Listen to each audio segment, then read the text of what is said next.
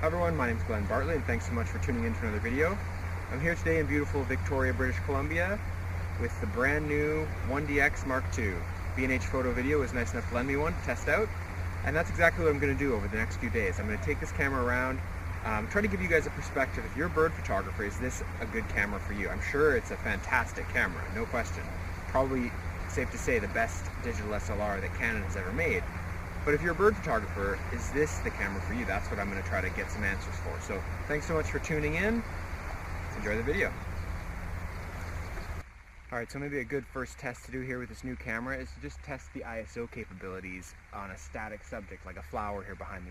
I'm just going to test ISO 1600, 3200, 6400, and 12,800, which with the 72 is completely out of the realm of possibility. Even 6400 is kind of crazy.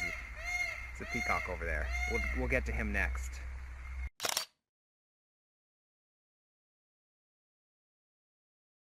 Not exactly a wild animal here, but one of the most beautiful birds in the world probably. Should make a good test subject for this new 1DX Mark II.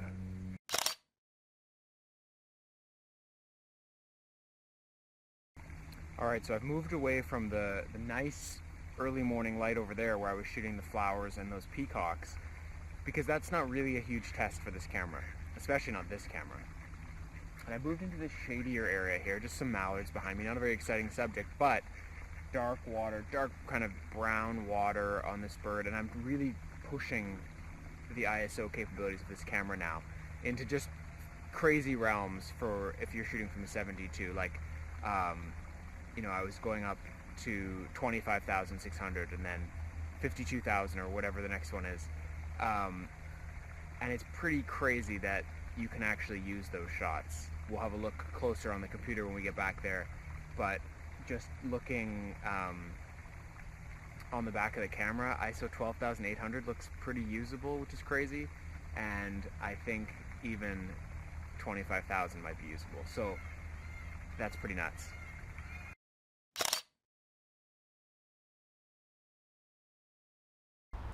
Alright, so one of the things that's often overlooked when you're using a full frame camera is just how much reach you're really losing over a crop body. So if you're using the 72 and you go to the 1DX, you're really losing a lot of that range that you have, especially if you're shooting birds, especially if you're shooting small birds, and especially if you're in an uncontrolled setting like out in the field trying to photograph things, which is pretty much what I do. So I want to show you a test here. I've got this little plastic bird here, and I'm going to set him on a stump, and I'm going to show you the difference between the 1DX with the 600, 600 plus 1.4, 600 plus 2 times, and then the same thing with the 72. And let's just take a look at how big the bird is in the frame.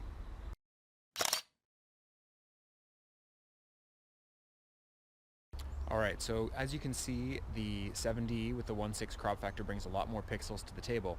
One thing to consider is, realistically, I very rarely use the 72 with the 2 times converter, so it's not really in play. You'd be more looking at using the 600 with the 1.4 with the 1.6 crop versus the 1DX with the 2 times, which does work quite a bit better on that camera, and especially now in the Mark II, where you have all the focus points. So really, you're comparing those two as the more equivalent. So you've got a bit more range with the 72 with the 1.4, and obviously you're at f5.6 instead of f8.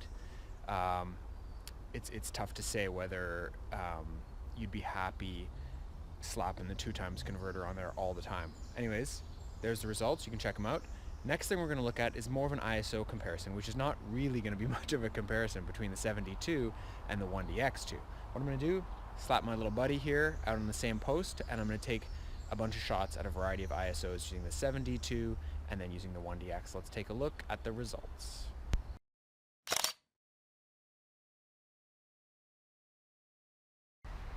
Alright, so we've got a few more tests under our belt there. Hopefully that gives you a better sense of the real reach limitations with a full frame body, and you know, having to always shoot with a converter, and also the true ISO capabilities, because it's easy to look at these sensor tests and all these things, but what does it really mean? What does it really translate into? Hopefully if you compare, if you're used to shooting with 72 and you can compare and you can really kind of see, feel free to download. I'm going to put the raw files up on my review page. You can download them, see how you can process them, because sometimes sometimes noise looks really bad, but then after a little bit of processing, it's not really that noticeable. So anyways, I hope this helps, and let's move on to some more shooting.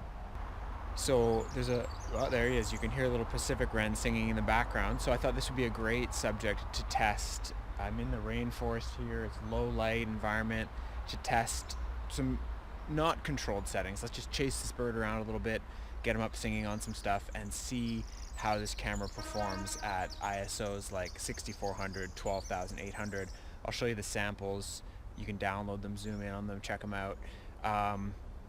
Just looking at the back of the camera, I'd say 6400 is quite usable.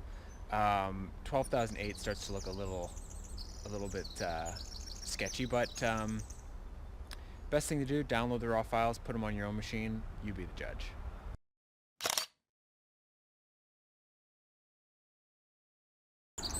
So one other thing to consider when you're thinking about going to a full frame body for birds, we've been looking at, using a 2x converter, and, if you bump up the ISO, you can get away with using f8. But if you've used converters on lenses, you know that sometimes when you go back to no converter, all of a sudden the focus is that much snappier. And I find that often with the converters, every once in a while you've just got those extra connection points, that extra signal being relayed, that sometimes they work perfectly and they seem to work great, and other times it's like hunting and you're trying to really jostle it into position and it's just not quite grabbing. And I do think that even with a camera this sophisticated, I've noticed a bit of that this morning, where it's like, it should be focusing, but it's not quite doing it. So when everything works, it works quite well. But you add that extra piece in there, that extra bit of glass, those extra couple connections, and you're setting yourself up potentially for more inconsistencies. So keep that in mind. So another new feature of the Canon 1DX Mark II is the ability to shoot video at full 4K, first of all. And second of all, which is kind of exciting, is that you can now record full HD video, 1080 video, at 120 frames a second. Now what does this mean? Well, it means mainly for if you're shooting wildlife videos, that you'd be able to actually slow them down. If you filmed something at 120 frames a second, you could actually slow it down and get sort of a more realistic looking slow-mo. 60 frames a second, which was the previous generation, wasn't really enough to do that. If you're filming at 24 frames a second, then you could really only slow it down 2 times, whereas now you can slow it down more like 5 times. So to illustrate that, I'm going to try and get a video of a very fast-moving bird here, a little hummingbird, at 120 frames a second, and then we'll see how it looks if we slow it down. Check it out. There's some other new video features. We've now got the dual pixel, so we can track moving subjects in video, which is not new to Canon, but it is new to the 1 series lineup, and a few other video functionality features. So if you're a video shooter and you've been shooting with a 1DX, this is definitely potentially a reason to upgrade.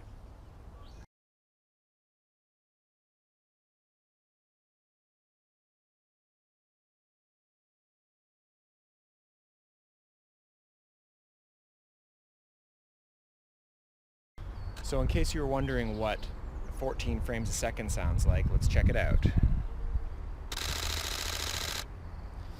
Or if I switch it over into live view mode, you get 16 frames a second.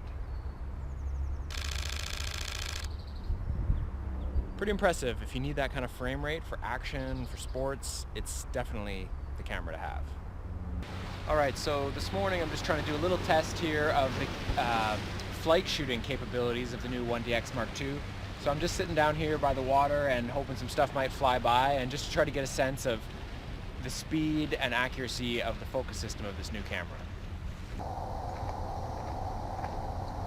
Alright, so I've had the 1DX Mark II for a few days now, and I've been able to get out and do some test shooting, variety of different scenarios, and I think I've got some good files now that we should head back to the computer, check them out, see what this camera is really capable of.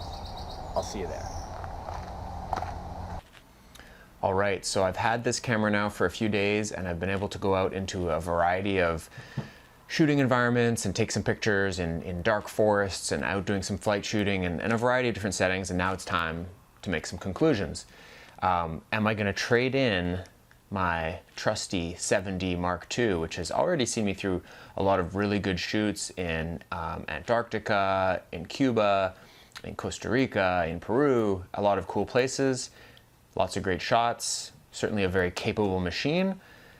Is it worth the $6,000 price tag? That's American dollars, more like 8 for us Canadians. It's a steep price tag for this machine. And it is a very impressive machine, no doubt about it. This is a fantastic camera. No matter what I'm going to say about whether I'm going to buy one or not, this is a phenomenal camera. It's a great tool for image making.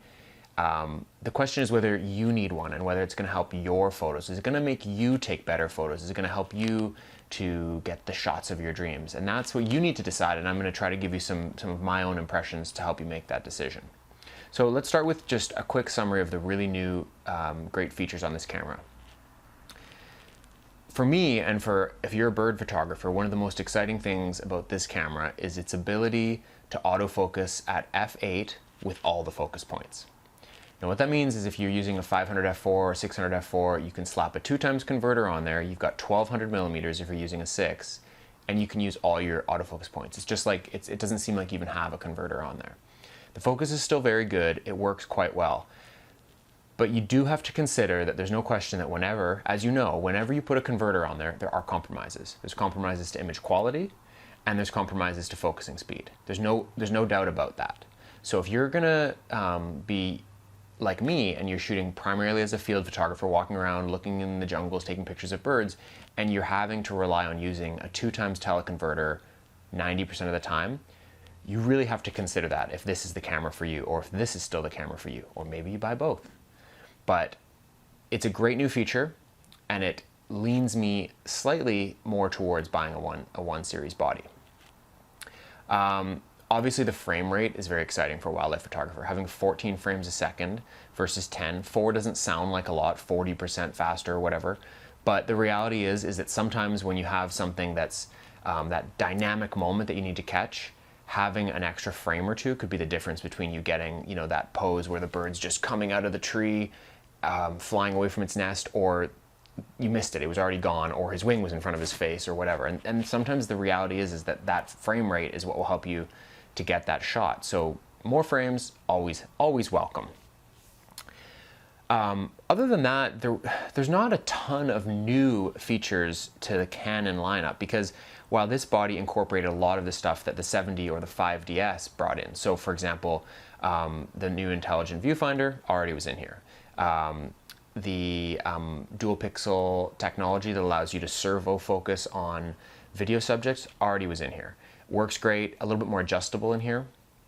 But the main new features when it comes to video is that this baby can now capture full 4K video, which is huge. It's literally, the files are huge when you go to try to edit them or upload them to YouTube, but it does present some really amazing capabilities. I was always wondering when video resolutions got up to these, 4K, and there's even, development going beyond that, whether you'd be able to pull stills from the video and have them look good, or would they kind of just look soft because they're, you're pulling individual JPEG files from the compressed video. Are they actually going to be a usable file type? And I would say that they are from this camera, because you can pull an 8.8 megapixel JPEG still that looks pretty damn good. So imagine, for example, that same scenario I just painted for you. I was just down in Costa Rica a few weeks ago, and we had this resplendent quetzal that was coming into its nest and bringing in food to its babies and then blasting out and everything like that. So imagine a scenario like that where you can pre-focus, set up your camera on 4K video mode, get everything framed out how you want it, and at that critical moment, instead of taking stills, you start taking a video. Forget about 14 frames a second, you've got 60 frames a second that you can pull stills from and really capture a whole range of different poses. I haven't been able to test the full capabilities of that yet in the field, but what I did do was shoot a 4K video and I pulled a still from it, which in my full review you can download that full res still and you can have a look for yourself. But I would say that in a lot of those really high dynamic scenarios, it's very usable for me. If you just cropped it down to 2:3 aspect ratio and did your normal processing and saved it as a TIFF file, it presents a pretty interesting option for those scenarios. So that to me is definitely an enticing aspect of this camera. Some other things, the quick control, now you've got a custom menu in there, which I believe the 5DS was the first camera to have that. Very handy. You can customize it to just have your key settings in there. And you can also, when it comes to video, shoot 120 frames per second at full HD, which means if you're somebody who's really into video and you want to capture some slow-mo video, you can get really nice, a lot nicer slow-mo video out of this camera. So what about the cons? What about the cons of this camera? Well, obviously the price is, while you could say that Canon actually did a great job, because the 1DX, when it came out, was actually more expensive than this one at launch time, but it's still $6,000, and that's a lot of money. You know, someone like me, I just bought a house, right? So do I put an extra $6,000 of camera into my backpack, or do I put $6,000 on my mortgage? You have to make these real world decisions, and only you know your financial position. You can decide whether this camera is worth it to you or not. I can't tell you that. It's a tough call for me. It really is. And I'm a full-time professional. I make my living taking pictures of birds, and it is a difficult decision that I haven't made yet, to be honest. So the cost is definitely a con. There's a lot of rumors, as there always are when a new camera comes out. How's the ISO performance going to be? People want to say that it's going to be 3 stops better, 2 stops better. The reality is that from all the early tests that I've seen, I unfortunately did not have a 1DX to compare directly myself. I apologize for that, but I didn't have one to do the comparison to. But from all the internet sites that I've seen, the ISO performance of this camera is very similar to the original 1DX. So it seems like with the CMOS Canon technology, they are kind of hitting up against the limits of what they're capable of, and we're not seeing huge jumps in ISO performance anymore. And the Canon camera certainly lags behind the Nikon cameras that use the Sony sensors. So that is a con. I mean, if they could license that technology or get those patents somehow, or come up with their own way of doing it, that would be great. They could push new boundaries. The reality is Nikon sensors, Sony sensors, still destroy the Canon ones. The other thing I wanted to mention in terms of a con is I still don't know why they can't put a radio transmitter in the body that can control a flash off camera. If they could just simply do that, and we could have our flash up off camera without having to run a cable or use the dedicated transmitter, that would be fantastic. I don't know why they can't put that in here. I would love to see that. It's not here. So who should buy this camera for sure? I would say professional sports photographers. It's a no-brainer. They need the frame rate. It's an upgrade. If you're a photojournalist, you're probably going to buy this thing for sure. If you're a wedding photographer, maybe, or maybe you choose to use the 5DS. But some of the video capabilities, definitely enticing. Now, but that's not who I'm trying to speak to. I'm trying to speak to wildlife photographers. Should you buy this? It's such a hard decision as to whether you decide to buy this or not. If you're making an upgrade from a 70, I think it's an easier decision. It's a huge upgrade. Whether it's worth the cost to you, that's up to you. If you already shoot with a 1DX, I would say that if you don't do a lot of video, it's not worth it. That's a lot of money, and the image quality is just not that much different. So you're literally basically upgrading for the fact that you can get all the focus points at f8. That's pretty much the main only advantage, because most of the other new features in here are video. If you do video, it gets a little murkier, and then you have to make the decisions as to whether or not you're gonna take advantage of that video functionality, and then it may or may not be worth it to you. So you've got to make that decision. It's certainly not an entry-level camera. If you haven't already like mastered a 7D or a 5D, this is not a camera to start with. This is a top of the line, the best that Canon can throw in a camera. It is a phenomenal tool. I'm not sure if I'm going to buy one yet. One of the reasons around that is, just like I was saying, that the image performance doesn't seem to be much better than the 1DX. So in my mind, I'm like, well, I could sell one of my 7D bodies for about $800, and I could buy a used 1DX, which would give me most of the ISO performance and the frame rate and the focusing capabilities that I want, and you can get a 1DX used for around $3,000 now. So I'm into it for about $2,200 for the upgrade as opposed to $6,000.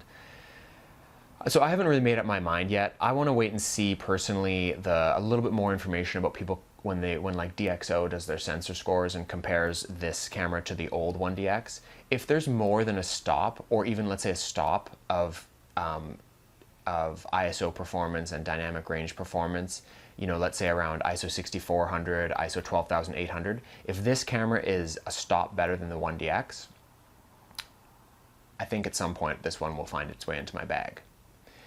If it's less than a stop, or if it's really equal or kind of like not really much of a difference, I just don't know that I could justify the cost of this camera at this point, as opposed to just buying a used 1DX. Because I do still shoot mostly stills. I'm not a professional video guy. I love doing video, but realistically the 4K functionality, I don't even have an editing workstation that could take advantage of that. My computer would just chug along if I tried to be producing 4K videos.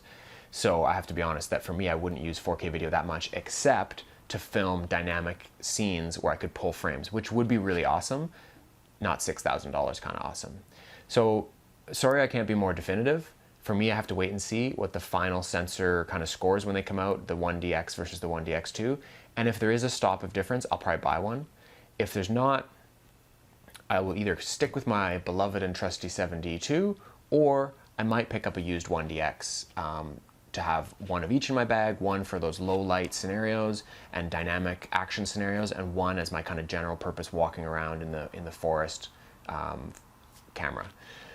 So I hope you found this review, both the printed one with all the sample files, all those sample files you can download, you can check them out yourself, put them on your computer, you be the judge, you make the decision as to what's worth it in your wallet. Hopefully those are useful to you. And if you do decide to buy a camera, I certainly appreciate you buying it through my links, because B&H, who's definitely the best camera store out there, will give me a little commission and you'll get the same price. So I certainly appreciate you using my B&H links. And otherwise, just get out there and enjoy nature photography, because that's really what it's all about. It's about being out in nature. It's about hearing the sounds of the birds. It's about walking around in the forest, going to different countries, having an experience, and learning how to use your camera, whatever one you use, to the best of your capabilities and the best of its capabilities, and having fun. That's what photography should be all about. Don't worry too much about pixel peeping, staring at images on your screen. Get out there, have some fun, enjoy nature, enjoy yourself. And I hope you've enjoyed this video. Thanks so much for watching. We'll see you again soon.